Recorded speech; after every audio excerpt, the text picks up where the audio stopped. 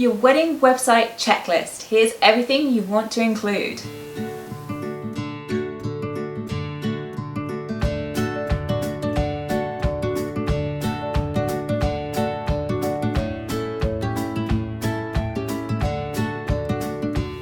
Hi, welcome back to Bride Society. I'm Laura and this is Rebecca. And today we are talking about everything you will want to include on your wedding website. So first of all, what's the purpose of a wedding website? You've already sent your wedding invitations. Well, you might not have wanted to put all the information and details and everything you can think of on the invitation because it spoiled the look of them possibly, or maybe it just didn't fit. Yeah, it can be a lot. It can be a lot. So having a wedding website just gives you that space to put all the details, all the answers to the questions you might get asked by your guests, somewhere for them to refer back to, and so they're not texting you every 5 minutes saying, what do I need to do about this? How does this work? It's all there. You can just send them the link. Yeah, and you can put that link on the wedding invitation that you sent out, or even a snazzy QR code that they can scan. It'll take them right there. And it's as well. It gives the guests a bit of a sort of flavour of the day to come. Like you know, if you create the visual design and things to kind of be in keeping with the sort of theme or colours, or just like whether it's a sort of romantic or it's a neon or like that kind of theme tone to your website. Just start the excitement and give guests that glimpse. And it also means that if your guests are very forgetful, maybe lose their save the date, lose their wedding invitation, they've still got somewhere, as long as they can remember the website address, to refer back to, so they know exactly what they need to know. Yes. So, the checklist, what to include. Starting with the super obvious, date, time, and location or locations if you're moving between. You want to put not only your RSVP deadline, which hopefully will also have been on your invitation, but it could be an opportunity. A lot of these websites that are set up specifically as wedding websites have a way that your guests can RSVP directly through the website. So they can type in their name, say whether they're coming or not, just by the click of a button, or it might give your email address for where they should RSVP to if you want them to send an email. It also allows them to write their menu options if you're giving them a choice of food, and any dietary requirements that you might have. And of course that also means it gives you the opportunity to be able to restrict the numbers as well. Like, so when they log in, like, into their details, maybe you don't want children to come, or you know, that kind of thing. It maybe only allows them to respond for 2 people and has their names come up perhaps when they log in. There's also lots of different websites that do things slightly differently, but they do allow you to create the specifics that you need. You can include the schedule for the wedding day itself. You don't need to go into like minute by minute detail, but maybe just a rough idea of the main events throughout the day so your guests can be prepared, whether they need to eat lunch beforehand or just things like that, and whether your ceremony and reception is going to be indoors or outdoors, because that might impact how guests dress, what they might bring with them. Maybe they need to bring a fan with them, maybe they need to take some hay fever medication if it's outside, things like that. So just so everyone can be prepared. Yeah, and as well, it's a great place to add in any sort of additional wedding events that might be taking place. Maybe you're in a sort of country house for a couple of days over the weekend, so maybe you have more things happening than just on the wedding day itself. Or even if you're not doing that, maybe you're meeting people for breakfast the next day and before people head off back to wherever they came from, kind of thing, and you just want to spend a bit more time with people. This is a great place to add all those additional things that aren't wedding specific necessarily, but you still want people to know. But I suppose just a side note on that we put out there is just to maybe make sure you're only including on the website events that are open to everybody, that include the whole group, just so you don't cause any political difficulties, and people know that, oh, why am I not invited to that, and all that kind of thing. So yeah, bear that in mind. But yeah, it's a great place to put those things. And your accommodation details, so whether that's rooms in your wedding venue itself, that you might have a block booking and your guests need a code to be able to book those rooms, or just some recommendations for the local area at different price points, just to guide some guests if they're coming from out of town, just somewhere to stay locally nearby, so they don't have to do too much kind of legwork to figure out how they can attend your wedding. Yeah.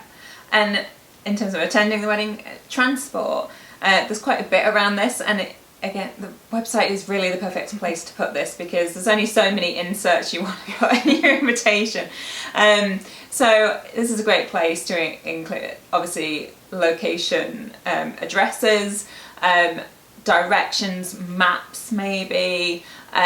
Are you providing transport between ceremony and reception, or from a certain pickup point to different things?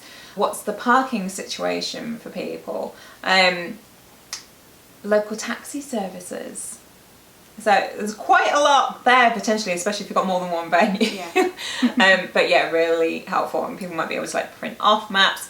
Might even be able to have a section where guests can chat through the website if they want to like car share, get lifts, that kind of thing. And a gift registry. So you may or may not be asking your guests for gifts for the wedding, but you can make that known. So if you're not asking for gifts, put that on the website, because there will be some people that will search that out because they'll want to give you something. So yeah, make your wishes known. If you would prefer money, if you'd prefer to give to charity, or if you are planning a gift list, put all those links there. Make it really easy for people to make that decision on what they'd like to give or how to give it. Yeah. And even if it is just money that you'd like there's also companies where people can pay online and do that way, or even just a bank transfer. But and maybe even providing that information itself on the website so people can do it electronically, because say a lot of people don't do cash these days, or want to be able to take care of that ahead of the event, and because people worry about maybe putting money inside cards and leaving them at venues, that kind of thing. Things have moved on. Yes. So, yeah. And the website is also a great place to put about any dress codes you might have. So if you're going full on black tie wedding, make it clear on the website. Make sure your guests have plenty of notice about that, because it might not be something they already have in their wardrobe that they can just pull out kind of last minute. If you specifically don't want anybody to wear jeans or trainers, which generally they probably wouldn't, but you never know, and you know your guests, so if you want to put that as a proviso, put that on your website. Mm-hmm. And maybe you're incorporating some like cultural traditions from your own cultures that maybe aren't part of the culture that you're kind of living in, so maybe the guests that are coming aren't necessarily too familiar with those traditions.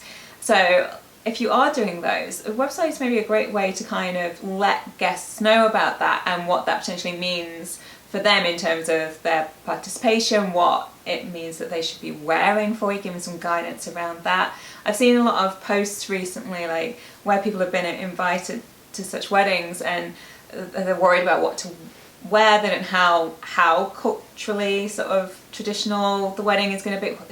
So again, providing clarity on the website so guests can feel at ease with what they're wearing or what they should be bringing perhaps, all those kind of things. And maybe even just a bit of background about it, so your guests kind of understand what's going on and the importance of it, and just be a bit educated, really. Yeah, some extra interest. Yeah.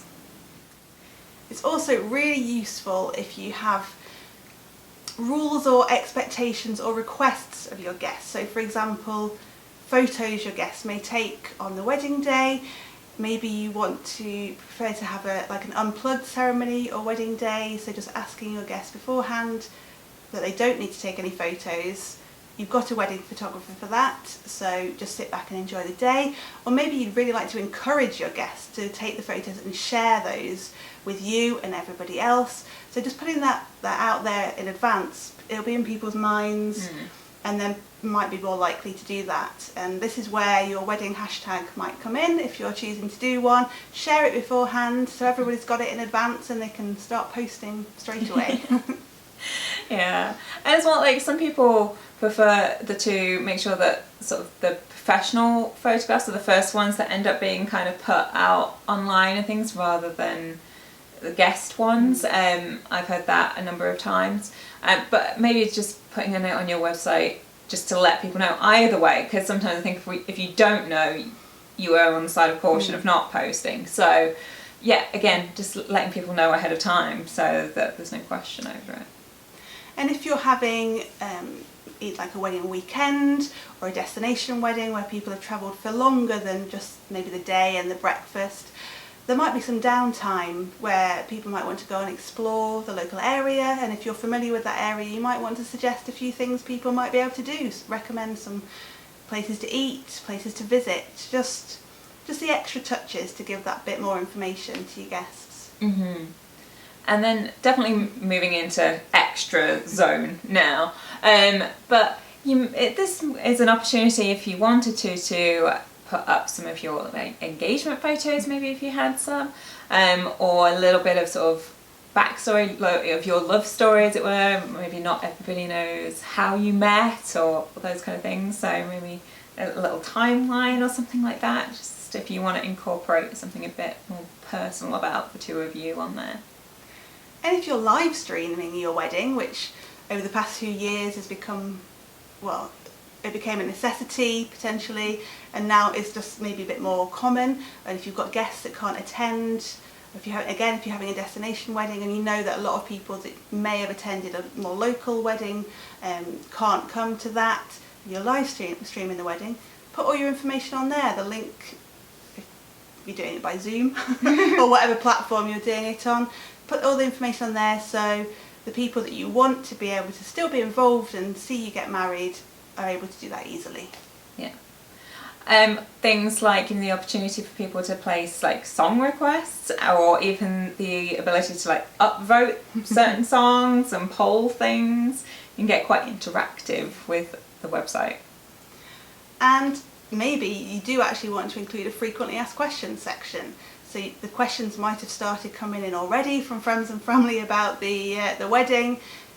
Just put a few questions on there, most common questions. Put your answers on there, and again, you can just direct everybody to that site, that section, just to answer all their questions and queries. So that's our kind of top things to be putting on the website, along with a few extras there. Can you think of anything else that's important to include, or that you're planning to include on your wedding website? Do drop those in the comments box below to help inspire other brides and grooms watching. Otherwise, we hope you liked the video. If you did, if you could hit the like button, and don't forget to hit subscribe so you don't miss more content like this.